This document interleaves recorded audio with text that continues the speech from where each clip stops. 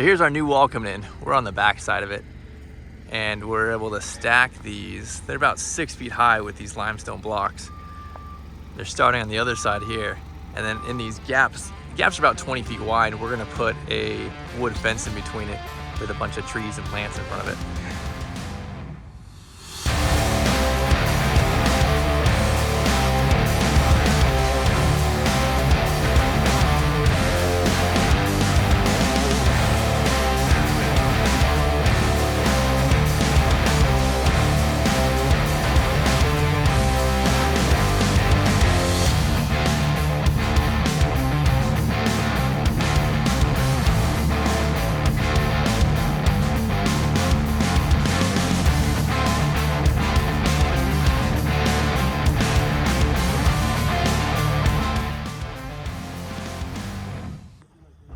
So here is our fire tank, and right in front of me they're going to build a big building here and put the pump in it, and then they got to connect to this hose right here.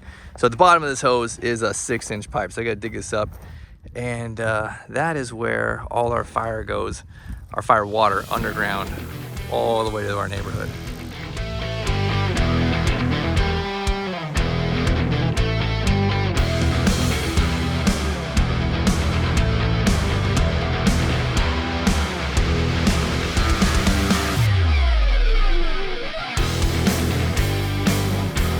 So we are on top of my 75,000 gallon tank.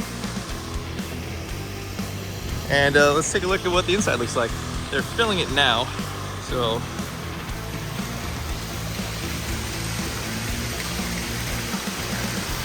You see this black tarp liner.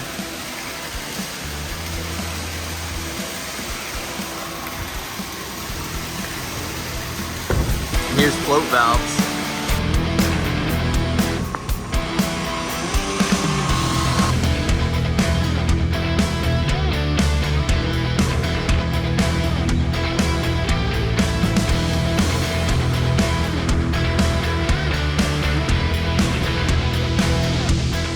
Putting in our bioretention ponds. So there's an impermeable liner down through here, and everything on the back side of the property will end up draining to this pond, and then we'll fill it with about 18 inches of more soil and then plants, and it's just a really big rain garden that is here to collect water, and then it will overflow if it ever does and drain back to the back of the property.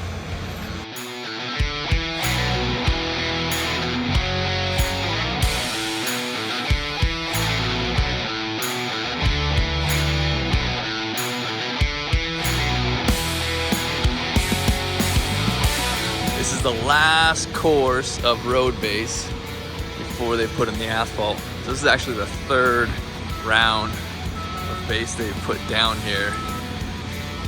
And they just dropped it, it's all wet. And this guy's going around scraping, leveling, and then they come back and pack it. So after this, then it goes asphalt. So this is actually about 2 inches below our ribbon curb.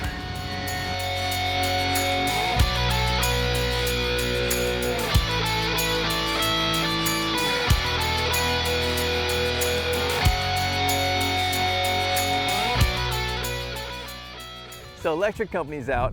We're dropping another pole right here.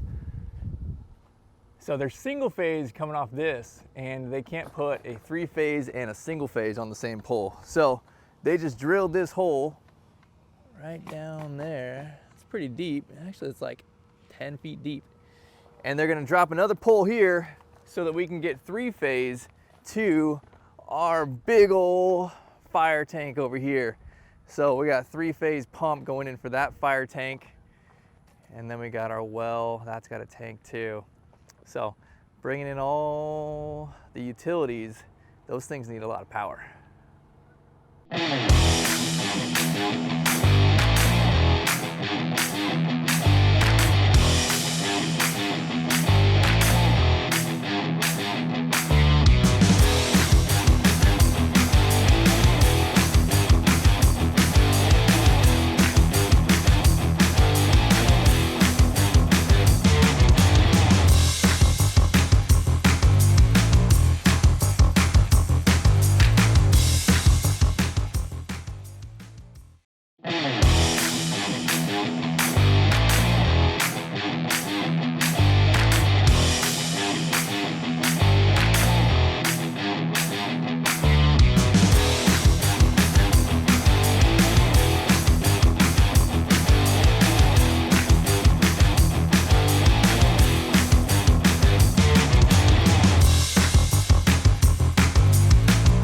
So I'm here in the center of the property in one of our bioretention ponds, and this is building C right there. So you see how far actually below the slab we are. And this black tarp right here is almost about 4 feet high. And so they are putting in all of this piping here as a way to slow and collect rainwater.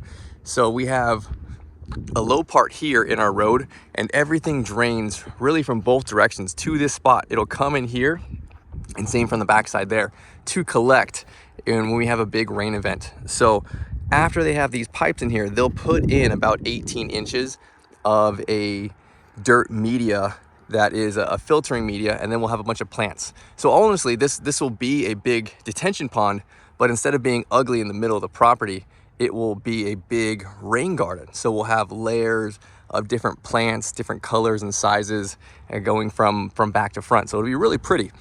But it also collects all this water. So in the case that there's a huge rain event and this whole thing does fill up, there is this big drainage here. And if it gets to the place where it overflows, it will drain out through here, goes underground, connects to an 18-inch pipe, which goes all the way to the street. There's another small drainage there, and then it drains off into the ravine by the highway.